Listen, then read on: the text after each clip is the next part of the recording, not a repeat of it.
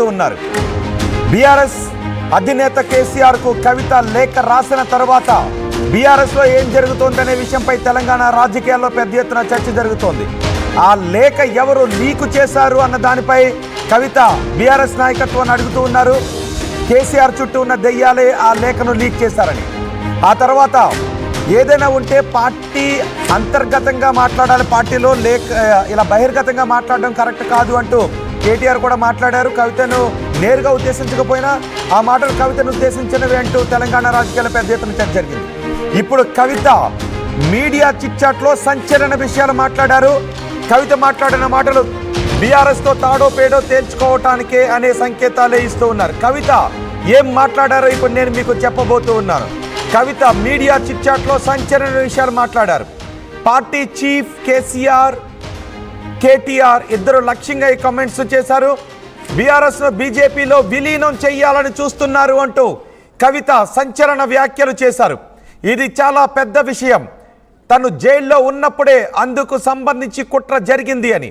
నిజానికి కొన్ని నెలల క్రితం ఇదే విషయాన్ని ఆర్టీవీ కూడా చెప్పింది, మీరు గుర్తు చేసుకోవచ్చు. బీఆర్ఎస్ను బీజేపీలో విలీనం చేసే ప్రయత్నం ఏదో జరుగుతోందనే విషయాన్ని కొన్ని నెలల క్రితం ఆర్టీవీ మీకు చాలా స్పష్టంగా చెప్పింది. మీరు పాత వీడియోలోకి వెళ్ళి చూసుకోవచ్చు. అప్పుడు దాని కాదు అంటూ ఖండించారు చాలామంది నేతలు. ఇప్పుడు కవిత అదే విషయాన్ని మాట్లాడారు. మీరు ఆ విషయాన్ని కూడా ఇప్పుడు పోల్చి చూసుకోవచ్చు. గతంలో ఆర్టీవీ ఏదైతే విషయాన్ని చెప్పిందో బీఆర్ఎస్ బీజేపీలో విలీనం చేసే ప్రయత్నం జరుగుతోంది అంటూ ఆర్టీవీ గతంలో చెప్పిన విషయాన్ని ఇక్కడ కవిత మళ్ళీ మాట్లాడారు, గట్టిగా చెప్పారు, చాలా సూటిగా చెప్పారు. బీఆర్ఎస్ బీజేపీలో విలీనం చేసే కుట్ర జరుగుతోంది అంటూ కవిత మాట్లాడారు. నేను రాసిన లేఖను బయట పెట్టింది ఎవరు అని ఎమ్మెల్సీ కవిత అడుగుతున్నారు. బీజేపీలో విలీనం చెయ్యొద్దని నేను చెప్పాను అంటూ కవిత మాట్లాడుతున్నారు. గతంలో ఆర్టీవీ విషయాన్ని చాలా స్పష్టంగా చెప్పిందిగా, మీకు గుర్తుందా?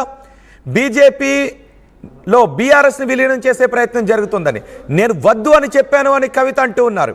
నేను వద్దు అని చెప్పాను అని కవిత అంటూ ఉన్నారు. పార్టీని నడిపించటం చేత కాక నాపై కుట్రలు చేస్తున్నారు అని కవిత అంటూ ఉన్నారు. మరి కవితపై ఎవరు కుట్రలు చేస్తున్నారు? పార్టీని నడిపించడం ఎవరికి చేత కావడం లేదు. కవిత ఈ మాటలు ఎవరిని ఉద్దేశించి అన్నారు? కేసీఆర్నా, కేటీఆర్నా? కేసీఆర్కి మొన్న లేఖ రాశారు.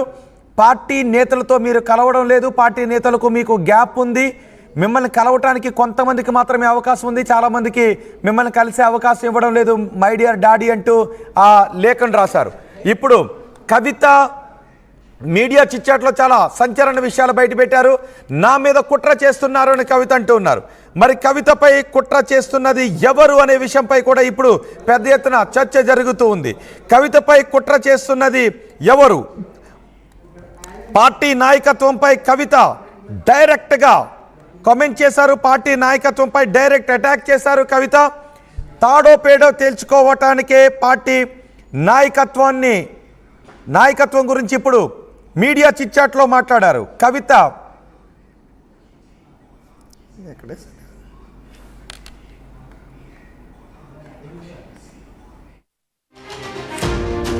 మాటలు ఒక్కసారి మనం ఆర్టీవీ స్క్రీన్ పైన చూస్తున్నాం.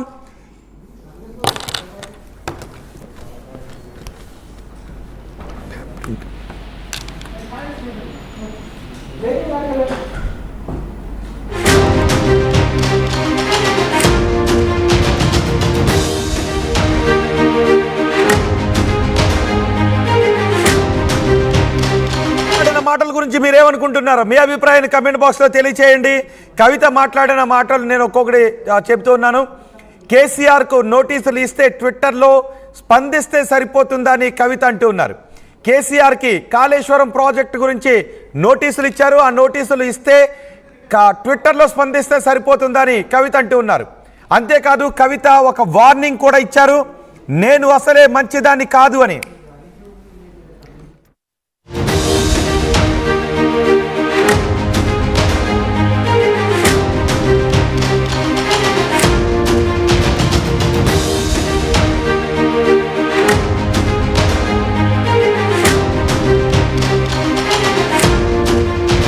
నేను అసలే మంచిదాన్ని కాదు అని కవిత వార్నింగ్ ఇస్తూ ఉన్నారు.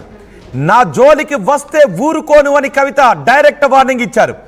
కవిత ఈ మాటలను ఎలా చూడాలి? నేను అసలే మంచిదాన్ని కాదు, నా జోలికి వస్తే ఊరుకోను అని కవిత అంటూ